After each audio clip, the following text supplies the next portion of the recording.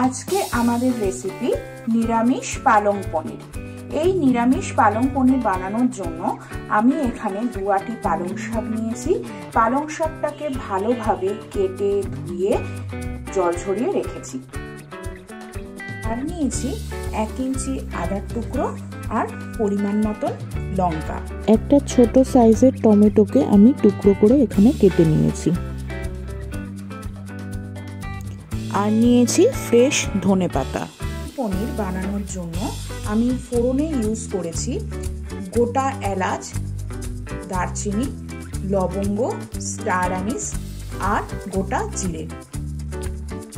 নাম যেহেতু পালং পনির, তো পনির তো লাগবেই, তার জন্য আমি পরিমাণ মতন পনির পিস করে কেটে নিয়েছি।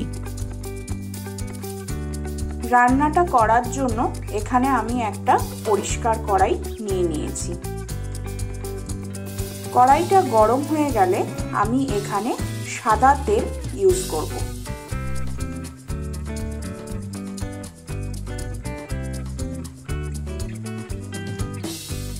এখানে আমি খুব সামান্য পরিমাণে তেল নিয়ে নিয়েছি। তেলটা ভালোভাবে গরম হয়ে গেলে আমি একে একে ফোড়নগুলো দিয়ে দেব।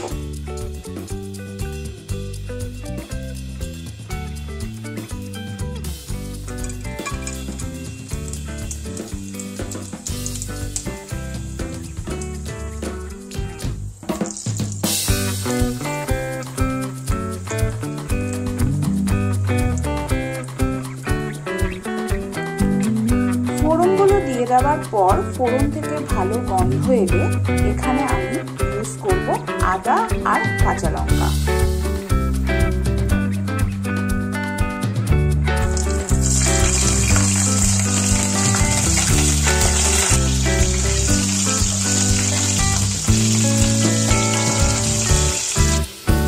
এই আদা আর কাঁচা লঙ্কা ভালোভাবে ভাজা হয়ে গেলে এবারে আমি শাকটা দিয়ে দেব।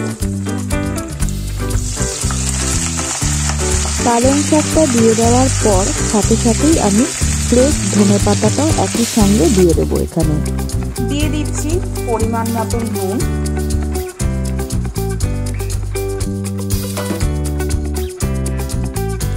যেহেতু আমি টমেটোটা দিতে ভুলে গিয়েছিলাম, তাই এখন আমি টমেটোটা দিয়ে দিচ্ছি।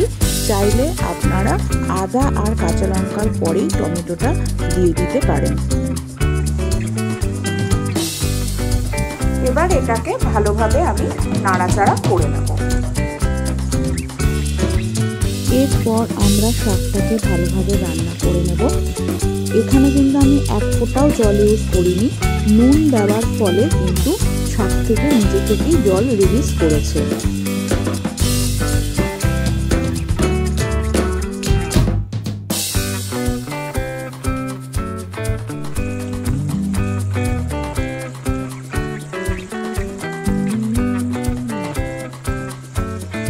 এরপর কিছুক্ষণ ঢাকা দিয়ে আমরা শাকটাকে রান্না হতে দেব।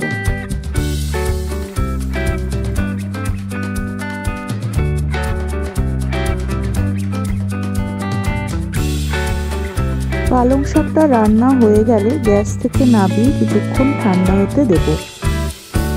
এরপর নিয়ে নিয়েছি একটা মিক্সিং বোল। এই মিক্সিং বোলের মধ্যে আমরা পালং শাকটাকে ঠান্ডা করে পেস্ট করে নেব।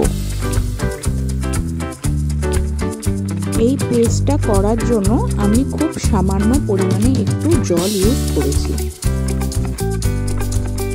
দেখো, আমরা পালং শাকটাকে এইভাবে পেস্ট করে নিয়েছি, যেটা আমাদের কিন্তু গ্রেভির জন্য একদম পারফেক্ট হয়েছে। আমি ওই কড়াইতেই সামান্য আর একটু তেল ইউজ করছি।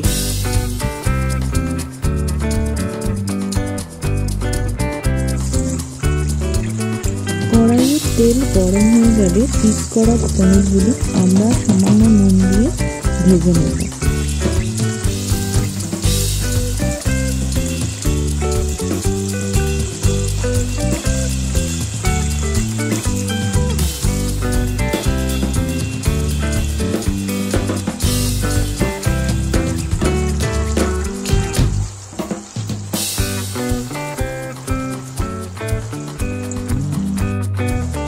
পনিরগুলো কিন্তু আমরা খুব বেশি পরিমাণে ভাজবো না, হালকা করে ভেজে তুলে নেব।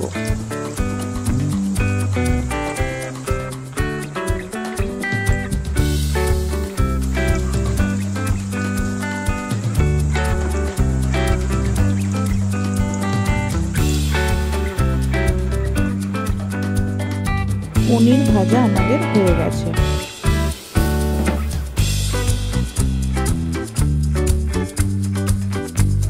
পনিরগুলো ভাজা হয়ে গেলে ওই তেলে আমি পালং শাকের পেস্টটা দিয়ে দেব।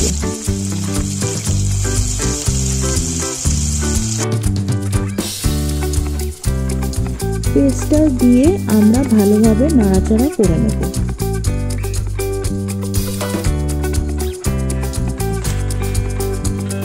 এবার এখানে মশলা অ্যাড করব। এখানে দিয়ে দিলাম আমি জিরে গুঁড়ো, ধনে গুঁড়ো, লঙ্কা গুঁড়ো।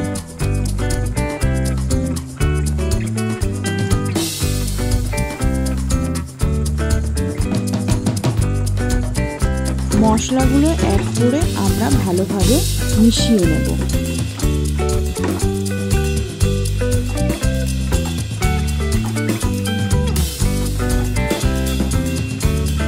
যেহেতু এটা নিরামিষ রান্না, তাই এখানে আমি সামান্য একটু চিনি ব্যবহার করেছি। চিনিটা দিয়েও আমি এখানে গ্রেভিটা ভালোভাবে নাড়াচাড়া করে নেব। দেখুন রান্না করতে করতে কি সুন্দর গ্রেভিটা থেকে কালার এসছে।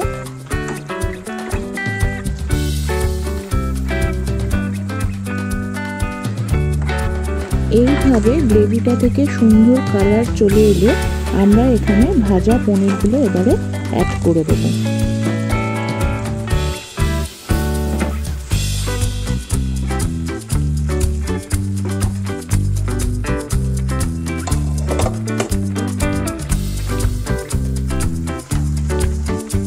দেখো আমাদের পালং পনির একদম কিন্তু রেডি হয়ে গেছে।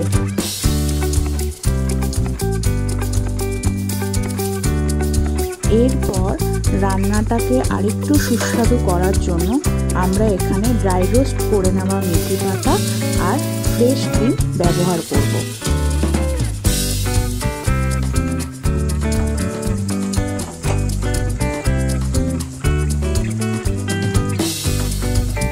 এখানে আমি আমুলের ফ্রেশ ক্রিমটা ব্যবহার করেছি। ফ্রেশ ক্রিম আর মেথি পাতাটা দিয়ে আমরা গ্রেভিটার সঙ্গে ভালোভাবে মিশিয়ে নেব। দেখো আমাদের পালং পনির একদম রেডি হয়ে গেছে। এটা আমরা লুচি, রুটি, পরোটা যে কোনো কিছুর সঙ্গে সার্ভ করতে পারি। যদি আমার এই পালং পনির রেসিপিটা সবার ভালো লেগে থাকে তাহলে প্লিজ চ্যানেলটা আমার সাবস্ক্রাইব করবেন আর পাশে থাকবেন। আজকের মতো এইটুকুনি, দেখা হবে নতুন কোনো ভিডিওতে। টাটা।